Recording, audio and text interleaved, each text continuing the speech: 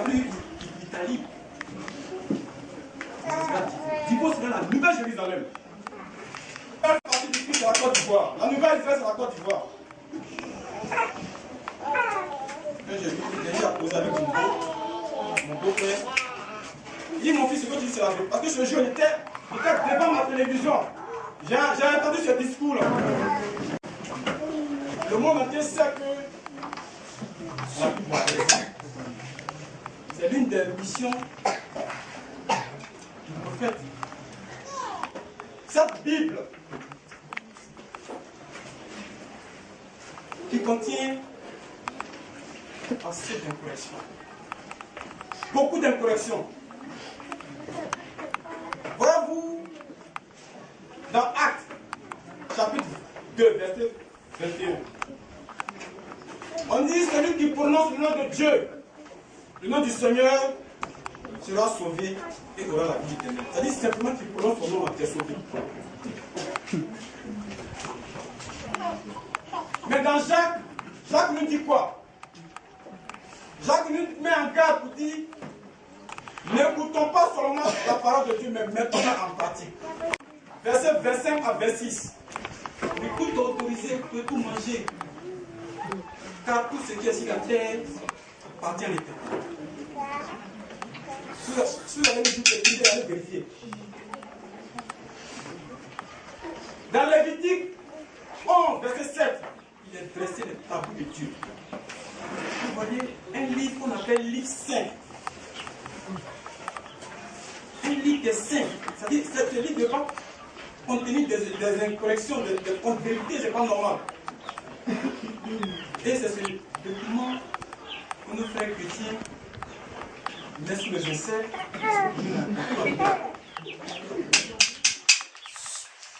Avant-hier, vous avez un des amis étudiants. Il dit, les gars, il n'est pas la Bible. Il y a quelques incorrections, mon frère. Quelques contradictions. Il a sorti sa Bible.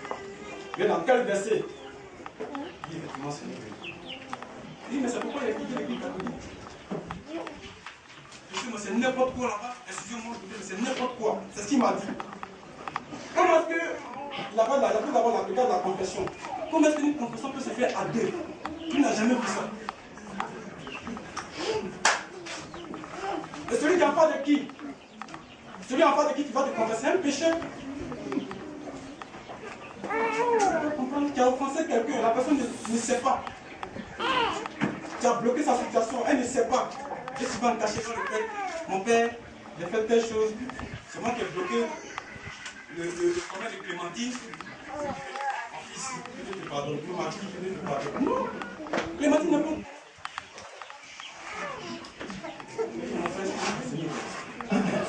Il faut voir que, à l'entrée de l'église catholique, on parle de photos, des tenues qu'on n'a pas portées. Les tenues qui sont défendues. Si tu es en pantalon, il faut autoriser à entrer à l'église. Si tu es en mini-jupe, il faut autoriser. Mais on ne leur dit pas, ne portez pas. Que c'est défendu. On leur dit, ne portez pas pour venir à l'église avec. D'ailleurs, vous pouvez porter, mais à l'église, non. C'est à l'église, on vient écouter, puis on est appris dehors. C'est Dieu qu'on applique, c'est Dieu qu'on fait l'œuvre de Dieu, c'est pas à l'église. L'élève, il vient pour copier le cours et à la maison il apprend. C'est comme ça. La pratique c'est fait dehors et non à l'église. C'est pas à l'église. Pourtant c'est bien écrit dans Deutéronome, chapitre 22, verset 5. Un homme ne doit pas s'habiller comme une femme. Une femme ne doit pas s'habiller comme un homme.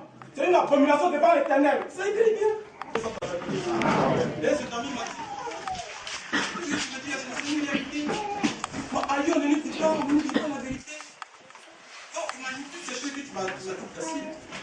Si toi et moi, on ne s'était pas vu, on s'entretenir. Je vais me dire qu'il y a rien à faire de ça. On va prier nous-mêmes. Il faut que je suis, le prophète a dit, comme Adrien a dit, il dit, et puis les bébés, beaucoup vont partir, beaucoup vont venir. Mais ceux qui vont venir seront plus nombreux que ceux qui vont partir. Famille,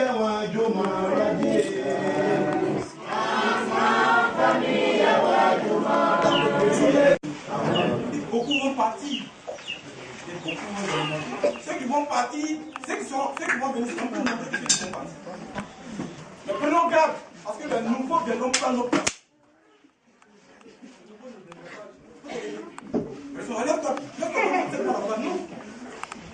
C'est dans l'application qu'il va prendre sa place.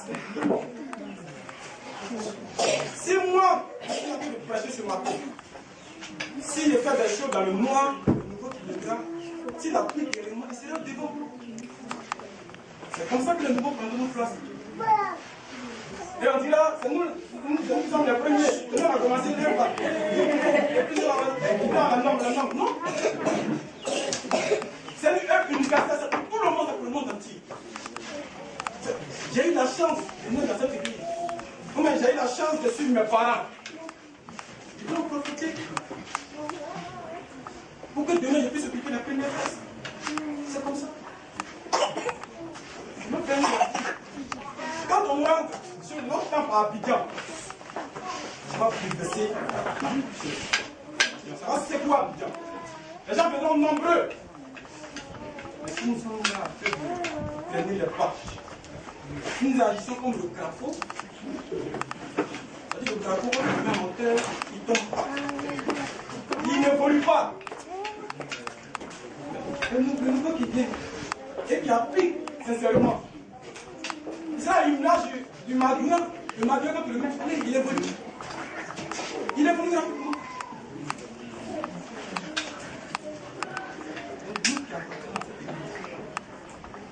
Nous, pour la première fois, nous sommes dans cette église. C'est une chance.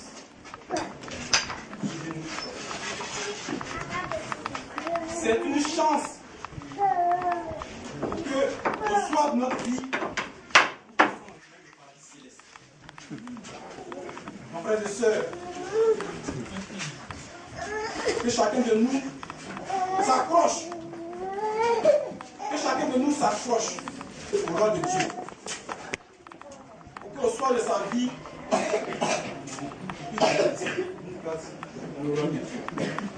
donc à la révélation du prophète Paul qui dit du Christ, parce que c'est le Dieu de Christ. Ali Dieu a donné tout le pouvoir. Dieu a mis le monde dans sa main. Paul petit dirige le monde. Il a mis le monde dans sa main. Donc suivons-le aveuglement. Suivons son secrétaire aveuglement. Tout ce qu'il va nous dire. Sans de venir, oui, venir la tête au fond de ma gueule. Nous sera profitable au nom de Jésus. Amen. Que la paix de Dieu soit avec nous. Nous allons à présent changer de sujet. Frères et sœurs, le monde entier est en perpétuel progressement à cause de la quête matérielle. C'est à justice de la fête des Pentecôtes. Le prophète a dit qu'il y a trois tendances. Les pagnes, les bijoux, l'argent et l'or. Il y a des gens. Le souci majeur, c'est comment faire pour avoir le temps de pagnes, des bijoux, des intérêts. Ce qui se passe à côté, les gens qui souffrent, les gens qui meurent de faim, ça ne m'intéresse pas. Comment faire pour avoir beaucoup de bijoux, amasser beaucoup de pagnes? Il faut que moi, à la fête de prédicateur, il faut que j'ai un nouveau plan. Il faut que j'ai un nouveau pagne. Il faut que ma chatte ait le lanterne.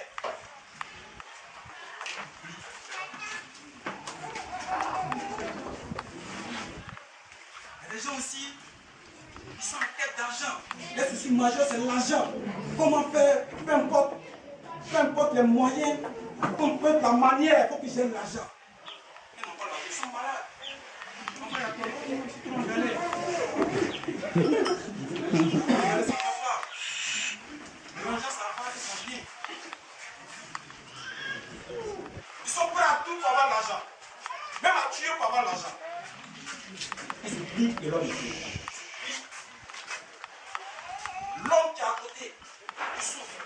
Même s'ils en ont, Ils ne sont pas prêts même à aider. Ils ne sont pas prêts à appliquer la 7e béatitude. Non. Il faut amasser de l'argent. Ça c'est l'institution marché. C'est pourquoi il a dit dans son livre 12a, de la page 23, de la page 13 à 16, il dit qui est le vrai compagnon de l'homme. Dans une localité donnée, il vivait un jeune homme qui avait 2 amis. Un ami nommé A et l'autre nommé B. Mais il fréquentait plus, il était fréquemment avec l'ami A. Il faisait tout avec lui. C'était même son concubin, il faisait tout. Matin, midi, soir, ils étaient ensemble tous les jours. Et il fréquentait rarement l'ami B. À peine on les voyait ensemme. Il a eu à présenter ses 2 amis à son père. Son père lui dit, qui des 2 est réellement ton ami? Si tout le temps avec l'ami A, non, c'est l'ami A qui est mon frère. Il était sûr du oui, mon père est sûr. Et un jour, au milieu de la nuit, son père l'appelle. Il dit, mon fils, j'ai oublié un objet précieux dans le campement. Il faudra aller le chercher. Mais tu peux voir ton ami, ton ami A. Tu peux le voir dans ta famille. Et il va chez l'ami A. Il tape. Il c'est qui? Il y a quoi? Mais c'est pas qu'il fait nuit. Il commence à hausser le dos. Ah, mais c'est moi ton ami. Il dit, mais tu veux quoi? Tu viens me déranger en plein milieu de la nuit? Mon père m'a envoyé son campement pour amener un objet. Non, mais ton papa est là. Et sur moi, mais essaye de réfléchir. Tu sais pas qu'il fait nuit? Il y a des animaux féroces sur la route. En tout cas, moi, je tiens à ma vie. Va te débrouiller, je ne vais pas t'accompagner. C'est sur toi que je compte. Non. Va dire à ton père, va voir comment tu peux te débrouiller. Moi, je ne peux pas t'accompagner. Et l'on vient, mon père, comment? L'ami A sur lequel je comptais, elle a refusé de m'accompagner.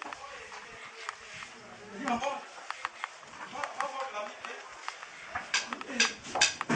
l'ami A sur lequel je comptais qui a refusé. Ce n'est pas l'ami B qui vient m'accompagner.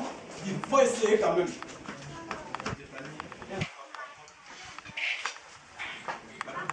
C'est qui? Et après, il faut ouvrir la porte. Il ouvre la porte. Il vient s'asseoir. Qu'est-ce qui se passe? À peine il parlait, il avait un mot. C'est moi.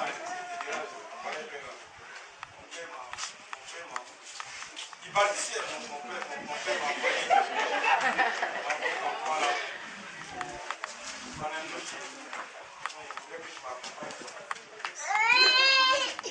Donc il était de la relation de son fils. Il dit alors on n'a pas de ballon. Ils ont pris une torche et ils sont partis. On a amené l'objet. Son père était étonné de lui. Tu as vu?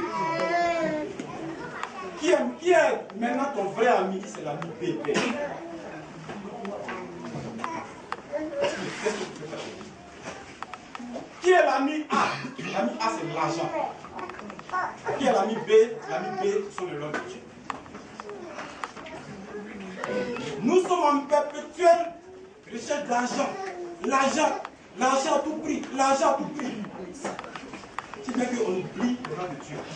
On tue, on fait des sacrifices humains pour avoir l'argent. On veut être fort. Il faut que je sois respecté. Il faut que ça paie. Il faut que j'ai des voitures.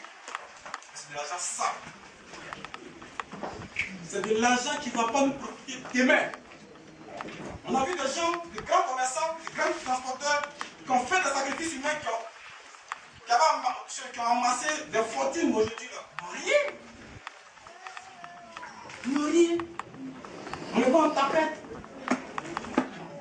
Ça veut dire que le mal acquis ne profite pas. L'argent qui est mal acquis l'argent, il faut qu'il fasse des sacrifices, il faut faire des détournements, tout ça par mais à la dernière heure, on va appeler l'argent. L'argent accompagne-moi. L'argent dit, moi là, c'est sur la terre, j'irai. Je ne vais pas t'accompagner. Bijou, accompagne-moi. Non, moi, c'est moi, mon règne là, c'est limite. La terre.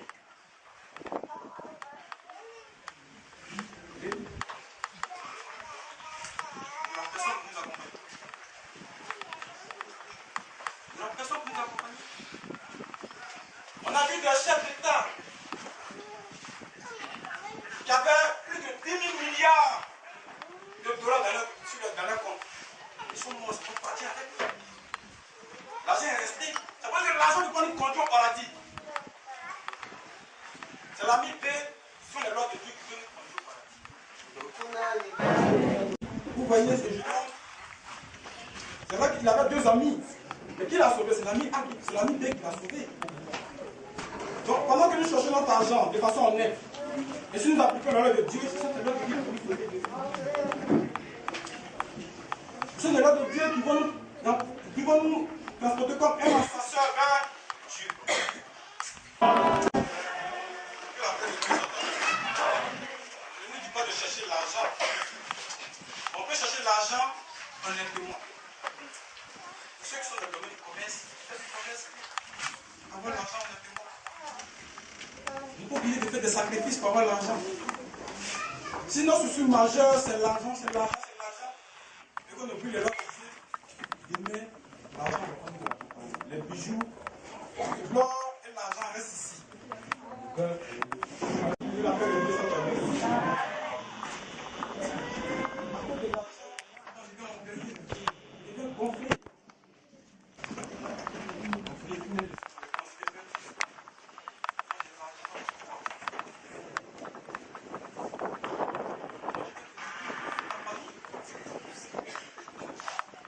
L'argent nous rend orgueilleux. Il fait qu'on oublie le nom de Dieu. On ne respecte même pas notre prochain. Il a dit aussi la troisième tendance, c'est l'homme. Il faut aimer l'homme. Celui qui aime l'homme, c'est qu'il aime Dieu. Parce que Dieu, l'homme est à l'image de Dieu. Celui qui aime l'homme, c'est qu'il aime Dieu. Alors il aime le loi de Dieu. Parce que Dieu déclare ses commandements, les béatitudes et les tabous. Donc celui qui aime l'homme, c'est qu'il aime Dieu. Vous voyez? Le prophète Paul dit, avant que je sois prophète, à Guéry, il y avait un fou. Tout le monde le fuyait, tout le monde le repoussait, tout le monde le repoussait. Le prophète l'a hébergé. Héberger un fou. Qui peut héberger un fou? Le prophète l'a hébergé, quand on a même une chambre. Le matin, quand tu vas à l'église, il est sur. Les soirs, il est sur. Tout le monde le repoussait. Le prophète dit, il traitait comme un homme normal. Lui donnait à manger. Un jour, il va dans sa chambre, l'homme a disparu. C'est un ange que Dieu avait transformé en fou. C'était pour tester Paul pour voir s'il aime vraiment l'homme. Qui ici n'a plus le chien? Même ceux-mêmes qui ont toutes les facultés, pour les aider même là, on hésite. Il faut doser un fou. Il faut aimer l'homme. Il faut aimer l'homme. Il faut aimer l'homme. Parce que quand tu aimes l'homme, tu as tout enlevé. Quand il y a un problème, tu fais de ça ton problème. C'est ça qu'on dit aimer l'homme. Tu cherches de voies et moyens pour l'aider à sortir de ses difficultés. Tu fais tout pour appliquer la 7e béatitude qui sont tous aimer l'homme. Dirigé de ce malheur. Tu fais semblant que tu es hypocrite.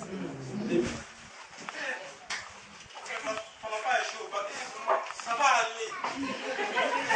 Comme c'est la première fois là, c'est pas que l'année prochaine ça va aller. Mais tout d'autre, bien